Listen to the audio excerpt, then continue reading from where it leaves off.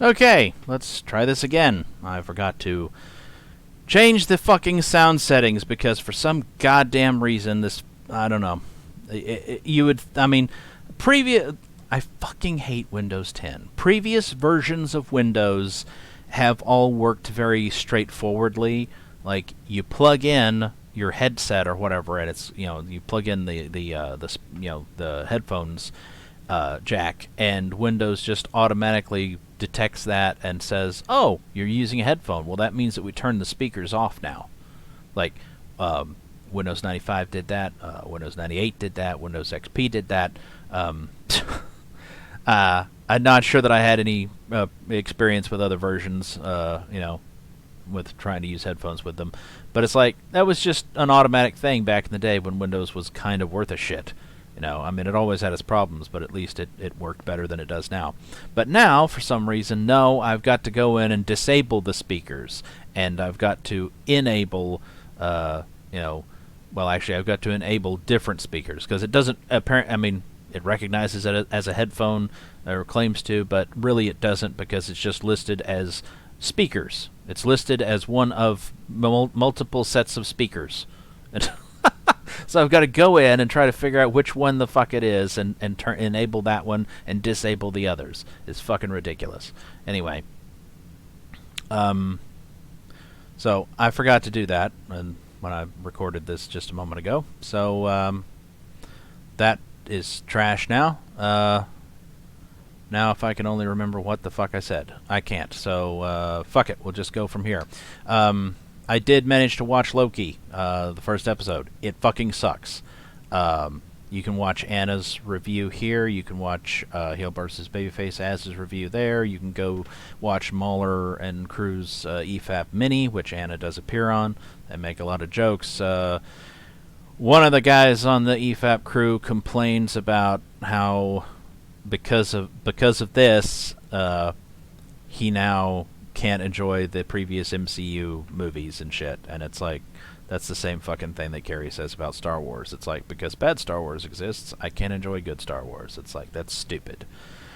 Now, I guess it's sort of a logical thing or whatever with this guy, because, this episode it's universe breaking. The events of this fucking episode, like I said, I don't want to do a whole review, but the events of this fucking episode make it to where you find out that, apparently the MCU is all about all predetermined. It's predeterminism. Everything's been decided by some fucking space lizards that rule time somehow or some shit, and they're human bureaucrats that work for them, and I don't know where they got the humans, whether the humans are from the future, recruited then, or whether, I don't know. It doesn't make any sense. Anyway, so it's like, some sort of trans-dimensional, DMV, basically, is in charge of everything. It's utterly stupid, and like I said, it's universe-breaking, because it means that everything that came before was all predetermined, nobody got a choice, and these fucking time-cop people or whatever show up and delete you if you made the wrong choice, apparently. And so only the right choices are allowed. And, and the multiverse, which I thought was supposed to be a thing in Marvel, doesn't exist. Nope, there's no multiverse. There was, and then the space lizards, somehow the multiverses interacted with one another and fought a war or something, and the space lizards decided, no, we're going to streamline into one universe, one timeline, the sacred timeline. And anyway, it's beyond dumb. This is a risk that you always run when you start dicking around with time travel and shit like this. It's like you always run the risk of a writer who's too stupid to understand the implications of what they're doing in their story will fuck everything all to hell. And they don't even realize they've done it. Now, that appears to be what has happened with Marvel. So yeah, it totally blows. Loki's character is disrespected throughout the entire episode. The kind of retconning his character to be something completely different than what he actually is. It's, I mean, there's nothing. There's nothing really redeeming about it at all. Nothing. Not that I can recall, anyway. I will make mention of this, though, briefly. Let's play. I think it's queued up. This hooded, cloaked figure, and then this person apparently has some kind of blowtorch, and then just lights all the time police on fire, and they all just die. And it's like... Okay, it's a little weird to me that people keep on making such basic mistakes, but I see that over and over again. It's like, how well do you not remember? I mean, it happens a lot. Well, okay. See, Doomcock was guilty of this. I've long since stopped watching Star Trek Discovery, but I did watch the first season, and I mean, I hated the JJ movies, so I'd already resigned myself to the reality that, okay, real Star Trek died, I guess, with Enterprise or whatever, and therefore there's no real Star Trek now. There's just this fake crap that they slapped a Star Trek label on. And so when I watched Star Trek Discovery, I was able to kind of enjoy it in a way, the first season. It was crap in so many ways, but I don't know. There were a few things about it that were kind of interesting. The whole mirror universe thing was like, that's kind of interesting. But I was able to watch it in a much more detached manner, I guess, than Gary and Doomcock and whoever else that I was watching reviews or whatever of it at the time. And like I said, I think I watched the second season, and then after that I was like, okay, this is fuck this shit. I was out. So I haven't watched anything since then. And I watched like the first couple of episodes of Picard and saw how absolute garbage that was, and I was like, nope, I'm done. Never watching that shit again. Anyway, but one of the things that became a meme, it became a joke or whatever that Doomcock and others kept on pushing was the Sonar and Space thing. Sonar and Space, it's like they said that, and it's like they didn't actually say that. What actually happened in the episode that they're addressing was one of the characters, does some blah blah blah blah blah blah techno speak, and it'll work like sonar. They said. That's what they said on that episode. They said it would work like sonar. Well, you know what works like sonar? Radar. Basically anything. It's like any kind of active scanning mechanism. It all works essentially the same way. Sonar uses sound, radar uses radio waves, but it's all the same thing. It's sending out energy, and admittedly, sonar doesn't work in space. We know that, but working like sonar, it's like could have just as easily said working like radar. But there's no point in saying that because it is a stupid line of dialogue because of course that's how it works. That's how everything works. It's like passive sensors just look like the Mark I eyeball. They just look at what's there. But active scanning sends out energy, radio waves, whatever, and bounces it off a target, and then analyzes the return signal to try to learn something about what you detected. So they were really not correct when they kept saying that the writers had said that it was sonar. It's like they kept saying it. The writers said it was sonar, and it's like, no, they didn't. They said it was like sonar, but everything's like sonar. So admittedly, it's dumb dialogue. They shouldn't have said it. Presumably, the writers are not very bright, and they're trying to write it, they think, for people less bright than they are, general audiences or whatever. Not realizing probably that, if any actual Star Trek fans are watching, they're probably smarter than the writers. But anyway, it doesn't matter. But the point is, like, little mistakes like that, because what she's addressing, she says, and I guess that hooded figure had a blowtorch, and it's like, no, the cops teleported into the past or whatever, to the 1800s, made some comments about how, oh, look, there's crude oil here. Some asshole from the future has apparently time traveled to try to strike it rich before anybody else can get to the oil. And then they're like, okay, we're going to reset time in this location. And then the hooded figure appears, drops a lantern onto the ground, which bursts, and catches the crude oil or whatever that's all over the place on fire and burns up the time cops, which they had it coming. They're a bunch of fucking assholes. I hope that I mean, as far as I know, it's a pretty short thing. Like, it's probably going to be like a bunch of the other things, like, the 8 episodes or something. So I can stick it out till then, even if it's total garbage.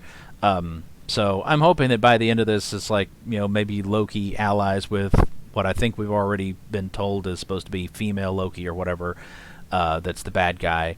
Maybe they'll team up and they'll annihilate the time cops or whatever, because maybe the space lizards too, and free everyone from this horse shit. I mean, I don't know. We can hope for that. We can hope for lots and lots and lots of people to, of these fictional assholes to get killed, because certainly, like I said, they fucking deserve it. But like I said, it's just a point that I wanted to make about how is it that you can watch the fucking thing. I mean, I assume it's got something to do with how emotional people get about, oh, I watched it, I didn't like it, I was so pissed off, and so I, like, their minds make up things. They fail to notice explanations that are there, so that they can complain that, oh, there was no explanation for that, when in fact there was. Or, whatever. I don't know. Speaking of similar such things, let's do this one first real quick here. To tell my friend that he's insignificant and not important was uncalled for. To have people go after Minority Home's Twitter account was uncalled for. Okay, so this is Drunk 3PO complaining about Doomcock, saying that Ryan Kinnell was insignificant, and it's like, well, I think it's funny that Doomcock said that. It's like, whatever, don't care. But like I said, I had a good laugh at that. I guess he's upset about it. Whatever. Friends is friends. I'm not gonna shit on Drunk 3PO for standing by his friend. It's like, but Ryan's not my friend, so I'll feel free to laugh at Doomcock, saying that to him. And then I don't know. I didn't see anything about. We looked at that on Twitter, but we didn't look at anything about Minority Home, so I don't know anything about that. But he does say it's uncalled for. But this is that Mr. H stream, and here's Minority Home, and she said this. I noticed. I was watching through this just to see if there was anything else in here, and this is as far as I got. But I decided to make a note of it. It's like, she says, I have a problem with Doomcock saying that it is mandatory that the Friday Night Tights crew stand up for him immediately and verify that he has sources. That's my issue. Well, unless she subscribes to Doomcock, and unless he said all that shit on his private members-only stream that he did, which I assumed was probably just a hug stream, then, as far as I'm aware, he didn't say this shit that she's claiming that he said. So I can totally understand if his fans went after her on Twitter if this is the kind of horse shit that she's putting out there. She had a problem with Doomcock saying it's mandatory. He didn't say it was mandatory that the Friday Night Tights crew stand up. He didn't say anything about the Friday Night Tights crew. I mean, well, actually, he did. I think he mentioned that, he believed that multiple of them were his friends or whatever. But the only thing that he really said that he was really upset about was that Gary, who was supposed to be his good friend, that he works with often, didn't say shit. Like, that was the thing that really pissed Doomcock off, apparently, which I kind of understand. And immediately verify that he has sources. I don't believe he said anything about that he wanted anybody on the stream to verify that he had sources.